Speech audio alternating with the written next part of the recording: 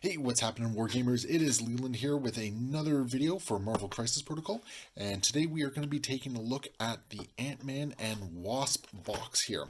So right off the bat, I really like the look of the models we're seeing here. We got that nice sort of like crouching pose that Ant-Man has whenever he's about to sort of like do one of his charge and size shifts, and Wasp looks like she's coming just out of the pose, which is really kind of cool. And what's really neat about this is that we're going to be seeing two smaller variants of each of them as well, which is going to create an interesting painting project to go with it.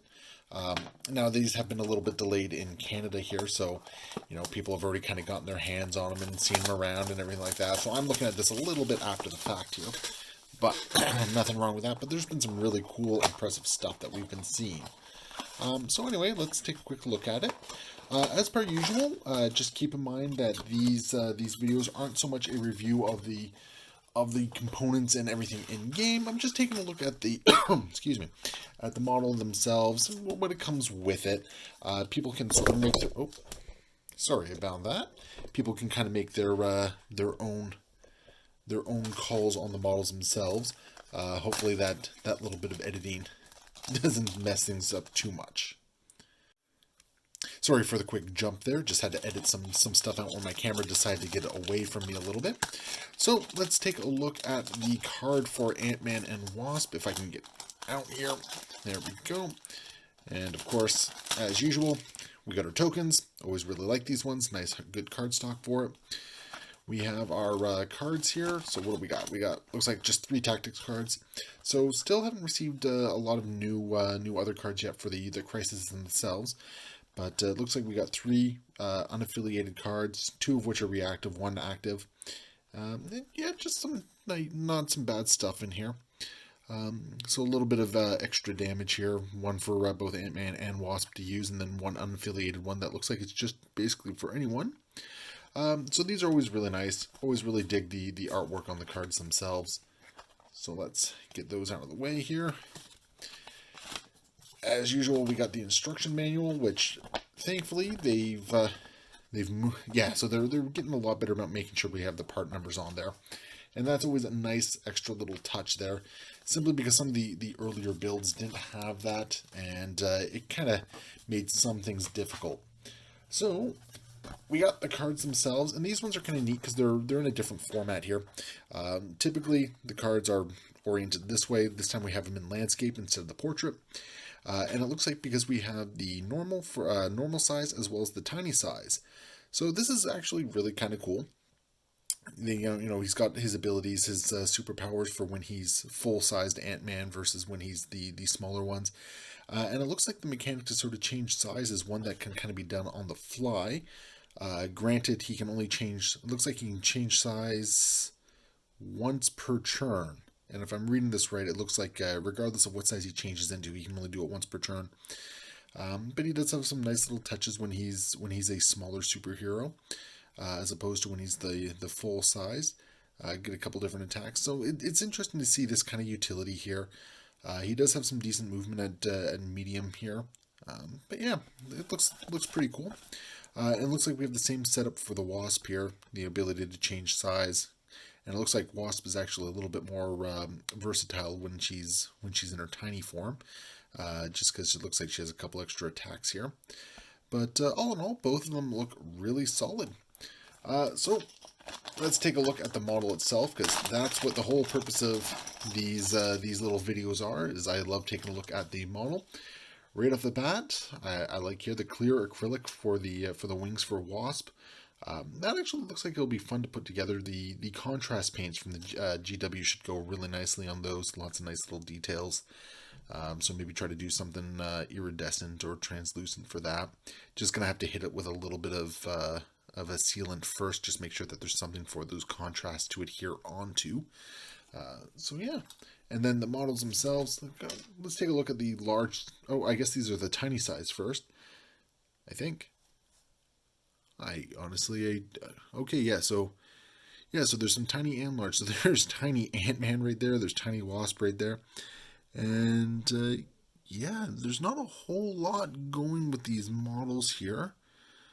So they look fairly straightforward and simple to build.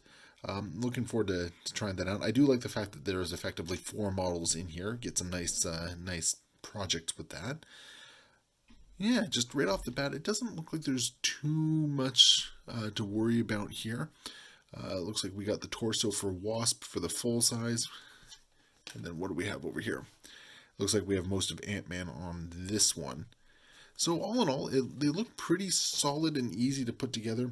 Nothing too concerning. The headpieces look to... Yeah, it looks like they've done their thing where we... Oh, it's not focusing here. Looks like they've done their thing where we got a couple extra pieces to make sure that the head gets assembled here. And then, okay, there's the main head right there, so those are the ear pieces. Yeah, so all in all, it looks pretty simple. So what we're going to do is we're going to get these assembled, and we're going to come back and take a look at the finished model. And we are back, and we have a fully completed Ant-Man and Wasp set here to take a look at. And thankfully I was able to get them painted up and together here. So we're just going to take a look at Ant-Man first. And I gotta say, I really like the fact that both these models are, they have the big version and the little version. And there's a lot of similarities between them. So let's take a look at Ant-Man himself. You know, he's got that great pose. Looks like he's either just coming in from changing size, or he's just about to. I really like that posed for action look to it. Very fine detail on it, and it's kind of a nice difference from a lot of the other poses we've seen from the Marvel miniatures. So just in general, I like it a lot. He's got that ready for action look to it, which I don't think we quite see with the other ones. The other ones usually tend to be a little bit more, I don't know, heroically posed, dynamically posed. He looks like he's getting ready to do his thing and just, you know, kind of be that understated hero that he is. Meanwhile, you know, that's kind of the exact opposite of his little miniature here, and where he's got the more action related one where it looks like he's about to sort of like spring forward and just enlarge himself and just do that uppercut that he does when he becomes big again. And I love it. I think this is great. Looks like he's springboarding off it. I've seen a lot of people do some really cool things. Like I saw somebody who 3D printed a bullet to make him bouncing off of other people using coins. Just in general, these models just give a lot of really neat opportunities. So I dig them a lot. Let's take a look at Wasp now. And Wasp, again, was a nice model. I did have some difficulties with painting her.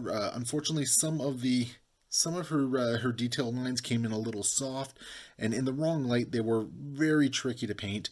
And then, you know, you just have the very matte black underneath it, and she was a little bit tricky to do, but I kind of like that she has a forward momentum pose as well. I do like the fact that the wings were that clear plastic, so you can really have some fun with them, or just leave them plain if you wanted to.